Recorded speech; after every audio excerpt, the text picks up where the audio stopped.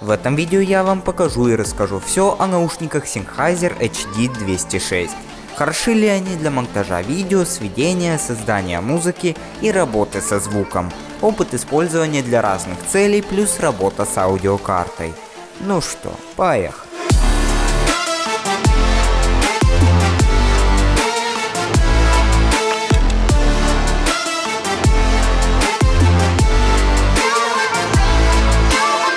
Ставь лайкос под видос, на связи Лайкус. Недавно передо мной встал вопрос покупки новых наушников. Старые сломались, да и звук в них был довольно посредственным. И я, недолго думая, решил приобрести наушники Sennheiser HD206. Надеюсь, я правильно произнес. Sennheiser или Sennheiser. Ссылки на эти наушники в разных магазинах будут в описании. Среди пользователей они прославились качественным звуком за абсолютно небольшие деньги.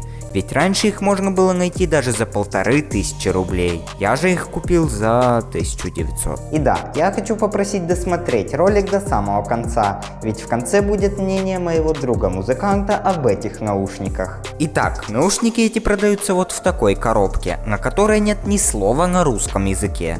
Понятное дело, Sennheiser — немецкая компания. Внутри коробки в поролоновом пакете вас ждут наушники и переходник на 6,3 мм для подключения ушей к аудиоинтерфейсу. Но об этом позже. Упаковка в целом очень минималистичная, зато нет ничего лишнего. Гарантия на эти наушники составляет 2 года. Штекер 3,5 мм, но опять же есть переходник для подключения к аудиокарте. Частотный тип 21 ГГц, 18 кГц. Чувствительность 108 дБ. Оголовник и амбушюры сделаны из искусственной кожи, но при этом они приятны на ощупь. Вес наушников всего 215 грамм. Они очень легкие и абсолютно не чувствуются на голове. Провод у наушников приятный на ощупь. Его длина составляет целых 3 метра, что позволяет подключить их к компьютеру и ходить в них по всей комнате при необходимости. И вы даже не уроните комп. Дизайн наушников Sennheiser HD206 довольно минималистичный и бюджетный. Сначала он мне вообще не понравился, но потом я к нему привык. Зато тут нет излишеств, RGB подсветок и тому подобного. Они сделаны из обычного пластика черного и серебристого цвета, но главное в наушниках не дизайн, а хороший звук. Первое впечатление от этих наушников в плане звука с непривычки у меня было такое себе. А все потому, что это мониторные наушники. Они передают звук максимально близкий к такому, какой он есть на самом деле. Обычные же наушники завышают или занижают некоторые частоты, чтобы звук звучал лучше, чем он есть на самом деле. В этом и есть различие. У меня раньше были обычные наушники, а они предназначены больше для потребления контента. Смотреть ролики на YouTube, слушать музыку. HD206 предназначены для работы, для написания музыки, монтажа роликов и другой профессиональной деятельности со звуком, так как они показывают реальную картину. Из опыта скажу, что когда пересаживаешься с обычных наушников на HD206, первое время пользоваться ими очень непривычно, но потом быстро привыкаешь к качественному натуральному звуку, и геймерскими всякими после них уже пользоваться ты точно не будешь. Ведь они прекрасны. Мнение саунд-продюсера будет чуть позже, но со стороны монтажера видео я вам скажу, что в них очень чувствуется разница громкости, шумы на аудиодорожке и некачественная обработка звука. Раньше я за это совсем не шарил, но сейчас я нашел множество косяков в своих старых роликах. Но при этом я быстро привык к конструкции этих наушников. Они не давят на уши и голову, что позволяет работать в них долгое время. А это все-таки про меня. Единственное, звук у этих наушников тихий, без аудиокарты. Раньше я сидел на громкости 20%, а сейчас мне приходится сидеть на 30-35%, хотя громкость по факту не изменилась. Но как же они звучат с аудиокарты? Привет, я Леша. И думаю, если ты частый посетитель этого канала, Канал Ликеус, не забывайте, где вы находитесь, подписывайтесь, ставьте лайк. то ты знаешь, что я пишу музыку.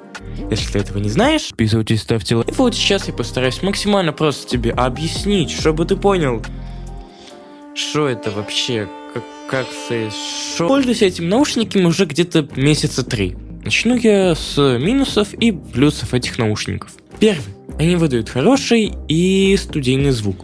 потому что наушники эти студийные. И за свою цену это просто лучшее, что может быть на рынке. Второе. На ощупь может показаться, и в принципе по звукам,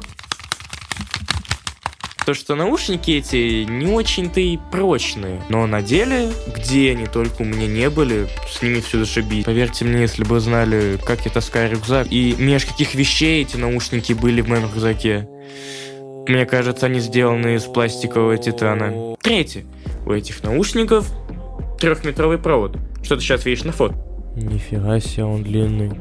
Длиной прям как мой. И это одновременно и плюс, и минус, потому что вот плюс, то, что ты можешь ходить с ними чуть ли не по всей комнате, вообще без проблем. А минус это в том, что если ты не будешь пользоваться как наушниками на постоянной основе, гулять с ними на улице, там, музыку в них на улице слушать, так, вышел чисто на улочку погулять, так, под дождик, под грустную музычку чисто, так, идешь такой, а у тебя провод 3-метровый. Братанчик, поверь мне, ты его фиг в карман засунешь. Пока ты его будешь завязывать, ты будешь проклинать его больше, чем себя ночью. Лично опыте проверь. В общем, когда я их подключил впервые в аудиокарту, ребята, вот такая вот штука чисто вот сюда вот всунул. Вот переходник тут ты плохо видишь, но есть, видишь, да? Впервые их сунул, я удивился, потому что звук был странный, скажем так. До этого у меня были наушники с базара, буквально, за 1000 рублей. И переходя с таких наушников на такие вот первые дни, я вообще не понимал, почему все так звучит говёно, типа... А? Что? Такой вот настоящий звук. Привыкала, кстати, к этому недолго, где-то за дни уже привык. И также стоит сказать о таком нюансе, то что как только вы подключите эти наушники в комп или в ноут, то вы заметите то, что по сравнению с другими наушниками, эти на, допустим, громкости 40, тише намного, чем другие наушники на этой же громкости. Чтобы у тебя не было такой проблемы, докупи себе внешнюю аудиокарту.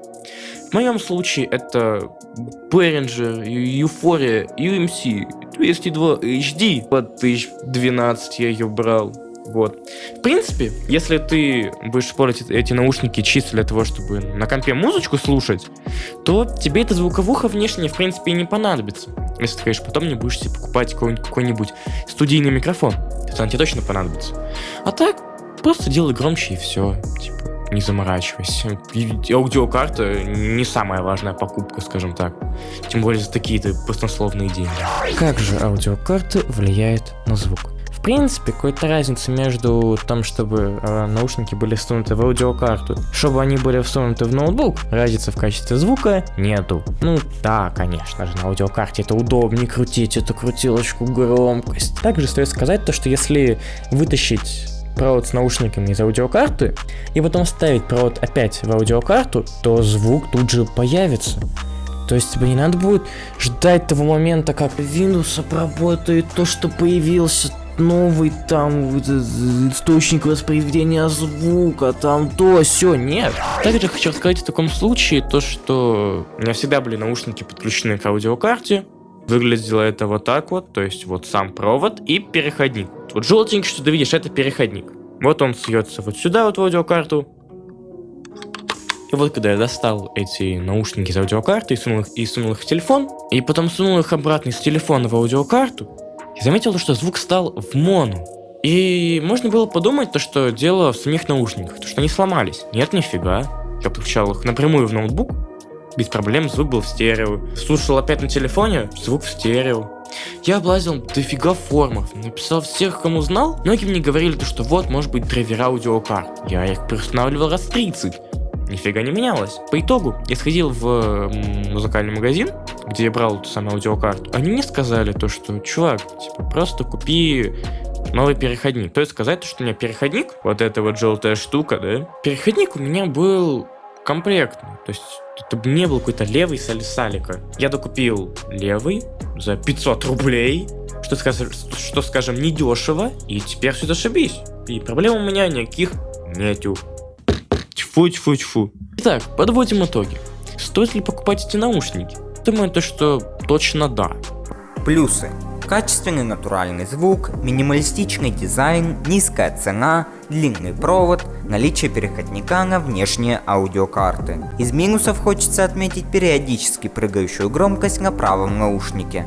Но это так было, когда я втыкал наушники в передний разъем на компьютере. Когда же я их переткнул в задний, эта проблема сама отпала. Почему она была, я без понятия. Еще правый наушник первое время трещал, но потом эта проблема также прошла сама собой. И у Лёши такая же история была. Видимо, они все первое время немного потрескивают. Но это не отменяет того факта, что это качественные наушники за свою цену. Рекомендую к покупке. Ссылки на покупку наушников в разных магазинах будут в описании. Ну а если тебе понравился ролик, то поставь ему лайк и подпишись на канал. Также я жду твой комментарий, интересно узнать твое мнение о этих наушниках.